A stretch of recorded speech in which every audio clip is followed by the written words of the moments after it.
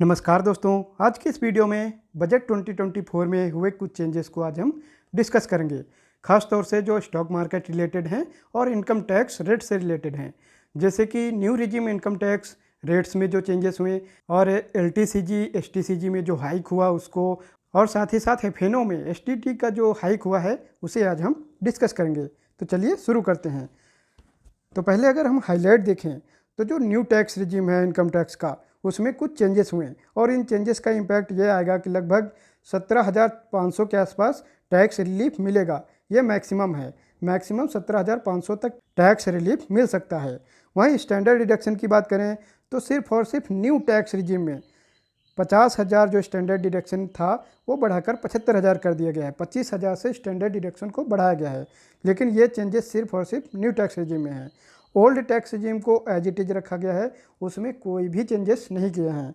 तो ये छोटे से चेंजेस हैं न्यू टैक्स रिजीम में हैं, जो कि बहुत खास नहीं है।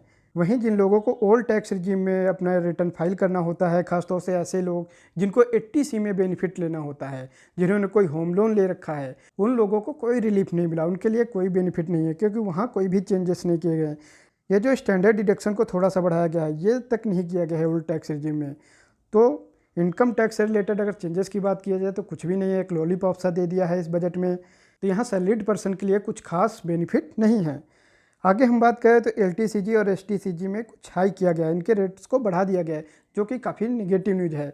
क्योंकि हम जो भी अपनी सेविंग को इन्वेस्ट करते हैं वो अपने रिस्क पे करते हैं, और जो भी हमारी सेविंग होती है वो आफ्टर इनकम टैक्स डिडक्शन होती है। हम पहले इनकम टैक्स पे करते हैं, उसके बाद अपनी इनकम से ही हम सेविंग करते हैं, और सेविंग के लिए हमें अपने कुछ एक्सपेंसेस को कट करना होता है, और हम अपनी वांट्स पे खर्चा न करके, अपनी इच्छाओं पे खर्चा न करके सेविंग करते हैं, और उसे बाद में इन्वेस्ट करते हैं अपने रिस्क पे।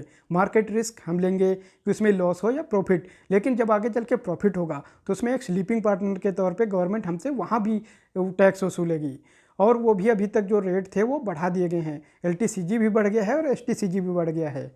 तो ये बहुत ही ख़राब न्यूज़ है, खासतौर से इन्वेस्टर्स के लिए। अब हम न्यू टैक्स रिजीम में जो इनकम टैक्स में चेंजेस हुए हैं उनको डिस्कस कर लेते हैं। तो अगर बिफोर बजट पहले बात करें तो न्यू टैक्स रिजीम में up to 3 lakh nil rate था, कोई इनकम टैक्स नहीं था, वो सेम है अभी भी। अप टू 3 लाख कोई टैक्स रेट नहीं है, जीरो है। वहीं इसके बाद 3 लाख से 6 लाख रुपए तक पहले 5% इनकम टैक्स था, जो अभी यहाँ 1 लाख की लिमिट बढ़ा दी गई है। अभी 3 लाख से 7 लाख कर दिया गया है इसे, 3 लाख से 7 लाख तक 5% होगा। तो यहाँ सिर्फ और सिर्फ स्लैब थोड़ा सा बढ़ाया गया है।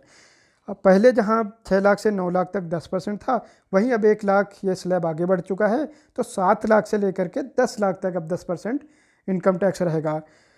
वहीं पहले 9 लाख से 12 लाख तक 15% था, जिसे अब 1 लाख से बढ़ा दिया गया है स्लैब को, और 10 लाख से 12 लाख तक 15% रहेगा। बाकी आगे 12 लाख से आगे जो भी पहले था टैक्स रेट वहीं आज भी है। 12 से 15 तक 20% था, और अभी भी 12 लाख से 15 लाख तक टैक्स रेट 20% है। पहले 15 लाख से ऊपर 30% था, जो अभी भी सेम है। तो यहाँ पे कोई चेंजेस नहीं आए हैं। सिर्फ यहाँ 3 लाख से लेकर के जो 12 लाख की इनकम तक था, वहाँ स्लैब को 1 लाख से बढ़ाया गया है। सभी स्लैब्स को, इन 3 स्लैब्स को 1 लाख से बढ़ा दिया गया है। सभी स्लैब्स को 1-1 लाख ऊपर शिफ्ट किया गया है। तो यहाँ कोई बहुत बड़े चेंजेस नहीं है, बस थोड़ा सा बेनिफिट ज़रूर रहेगा, जो कि मैक्सिमम अप टू 17,500 तक है। तो यहाँ कोई बहुत बड़ा बेनिफिट नहीं है। वहीं यहाँ ओल्ड टैक्स रेजिम की बात करें तो यहाँ कोई भी चेंजेस नहीं है, एज इट इज जैसा पहले था। अप टू 2.5 लाख की बात करें तो यहाँ नील टैक्स रेट है। 2.5 लाख से 5 लाख तक 5% है, जो कि अगर 5 लाख से कम आपकी इनकम रहती है तो रिबेट मिल जाता है अंडर सेक्शन 87A। 5 लाख से 10 लाख तक 20%, और 10 लाख की इनकम क्रॉस करते ही 30% का टैक्स रेट है। तो यहाँ टैक्स रेट बहुत ही ज़्यादा है। खासतौर से अगर इस स्लैब को देखें कि सिर्फ 5 लाख क्रॉस करते ही आपकी इनकम, आप पे 20% का इनकम टैक्स लगने लगता है। तो ये टैक्स रेट काफ़ी हायर साइड है, लेकिन यहाँ कोई भी रिलीफ नहीं है।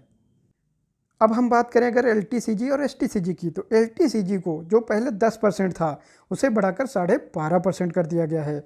एलटीसीजी का फुल फॉर्म होता है लॉन्ग टर्म कैपिटल गेन, और ये कैपिटल गेन उसे माना जाता है जब आपका इन्वेस्टमेंट 1 साल से ज़्यादा समय के लिए रहता है। तो वहाँ जो भी गेन आपको होता है, तो जब आप रिडीम करते हैं तो उस गेन को लॉन्ग टर्म कैपिटल गेन माना जाता है, और वहाँ अभी तक 10% टैक्स लगता था, जो भी बढ़ाकर 12.5% कर दिया गया है। आगे बात करें अगर एसटीसीजी की, तो एसटीसीजी को 15% से बढ़ाकर 20% कर दिया गया है। एसटीसीजी का मतलब होता है शॉर्ट टर्म कैपिटल गेन। ये वो गेन होते हैं जो 1 साल से कम टाइम पीरियड में आप अगर रियलाइज करते हैं। अगर आपका इन्वेस्टमेंट 1 साल से कम समय तक रहा और उसे रियलाइज कर लेते हैं तो जो भी गेन होगा उसे शॉर्ट टर्म कैपिटल गेन माना जाएगा और वहाँ अब 20% टैक्स लगेगा। पहले ये 15% था। अब अगर एसटीटी की बात करें तो ये एफएनओ पर इसको बढ़ा दिया गया है। खासतौर से अगर फ्यूचर्स पे बात करें तो पहले ये 0.0125% लगता था, अभी 0.02% लगेगा, लगभग डबल कर दिया गया है। वहीं अगर ऑप्शंस की बात करें तो जब आप ऑप्शंस को रियलाइज करेंगे तो वहाँ पहले 0.0625% एसटीटी लगता था, जो अभी 0.1% लगेगा। तो यहाँ फ्यूचर और ऑप्शंस में जब आप ट्रेड करेंगे तो वहाँ ट्रेड करने पर एसटीटी के रेट बढ़ा दिए गए हैं, ऑलमोस्ट 2 गुने कर दिए गए हैं। तो यहाँ पे बात करें तो ट्रेडर्स के लिए भी काफ़ी निगेटिव रहा ये बजट, और ख़ासतौर से इन्वेस्टर्स के लिए तो काफ़ी निगेटिव रहा। यहाँ एलटीसीजी एसटीसीजी दोनों को बढ़ा दिया गया है। और सैलरीड पर्सन की बात करें तो वहाँ कोई भी खास रिलीफ नहीं है, सिर्फ और सिर्फ न्यू टैक्स रेजिम वाले लोगों के लिए थोड़ा सा बेनिफिट है, अदरवाइज कोई भी बेनिफिट नहीं है। तो ये था हमारा वीडियो बजट में आए हुए कुछ चेंजेस से रिलेटेड, जो कि इनकम टैक्स और कैपिटल गेन से रिलेटेड था। तो मिलेंगे नेक्स्ट वीडियो में किसी और टॉपिक के साथ। नमस्कार दोस्तों।